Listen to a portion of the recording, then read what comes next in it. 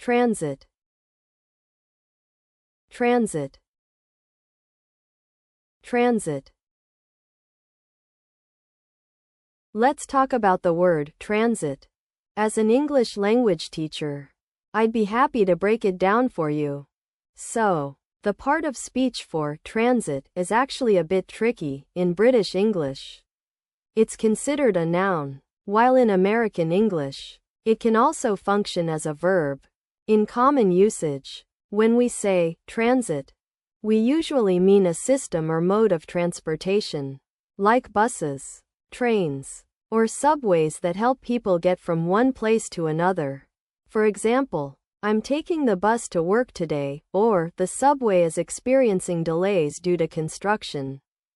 But if you're using it as a verb in American English, it means to take part in or be involved with something, like a protest or a strike, for instance. The employees are transiting their demands for better working conditions. And one special note about its usage. When referring to the actual process of moving from one place to another, whether by public transportation or on foot, it's often more common to use the word transport in British English. While in American English, you might say transit, so keep that in mind if you're communicating across the pond. Here are 3 practical example sentences using the word transit with varying tones and contexts. In a formal setting, such as a city council meeting, a mayor might say, "The transit system is our top priority. We're allocating additional funds to improve bus routes and frequency to reduce congestion during peak hours." This usage conveys a sense of importance and responsibility, highlighting the government's commitment to efficient public transportation. In casual conversation with a friend, you might ask, "How was your commute today? Was it smooth sailing through transit or did you hit some traffic?" This informal tone creates a relaxed atmosphere, allowing for easy discussion about everyday experiences. In an academic or business context, such as a report on urban planning, researchers might write, "The study found that efficient public transit systems are crucial to reducing carbon emissions and promoting sustainable economic development in metropolitan areas." This usage is objective and informative, aiming to educate readers on key findings and implications. So you're trying to figure out what transit means? Well, essentially, transit refers to the system of moving people or goods from one place to another using public vehicles like buses, trains, or subways. It's usually a network of roads, railways, or other paths that connect different parts of a city or town, making it easy for people to get around without having to own their own car. This concept is often compared to public transportation in English. And you might also hear people use the word commuting when talking about daily trips to work or school using these shared services. The main idea behind transit is to provide a convenient, cost-effective way for people to travel, whether it's for work, leisure, or other activities, while minimizing the need for personal vehicles on the road. Trend, trend,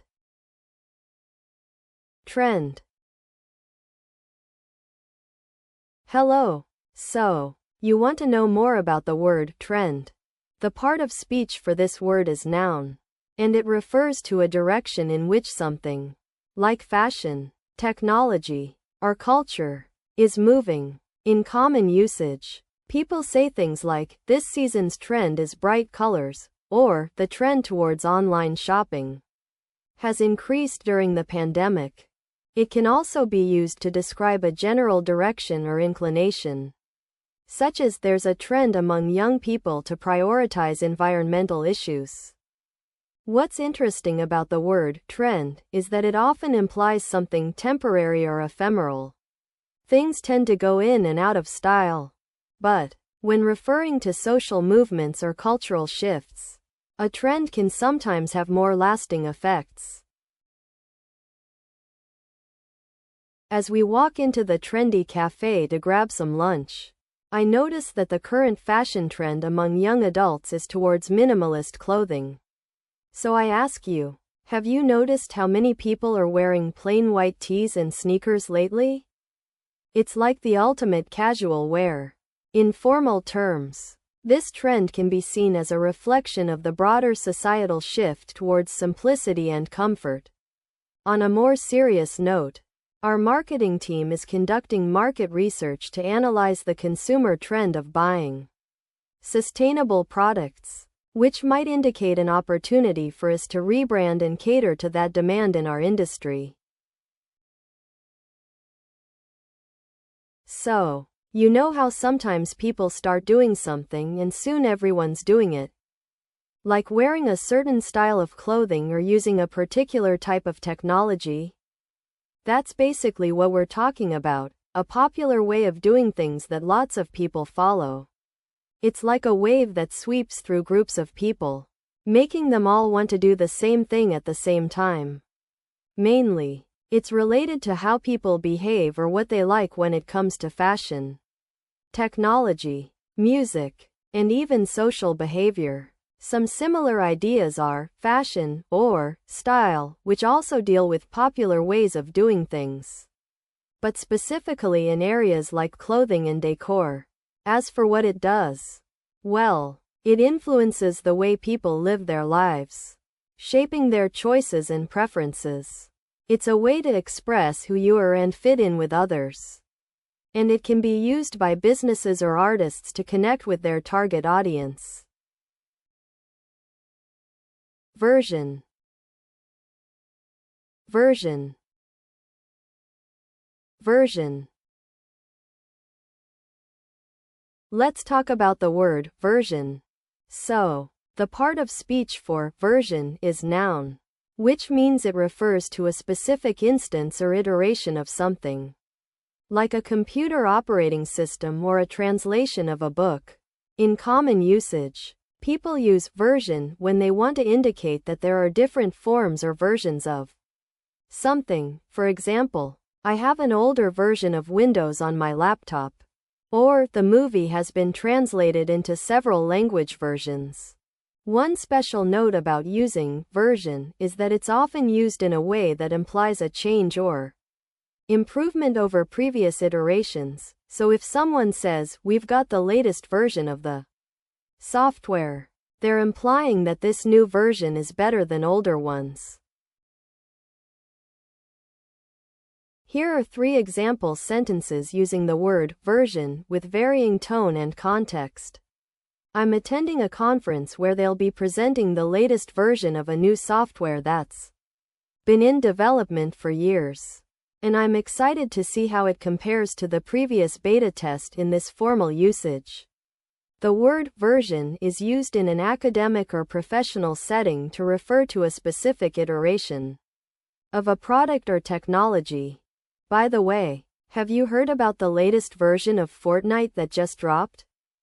It's got some major bug fixes and new game modes. I'm planning on trying it out with my friends tonight. Here, the word version is used in a casual conversation to refer to an updated iteration of a popular video game.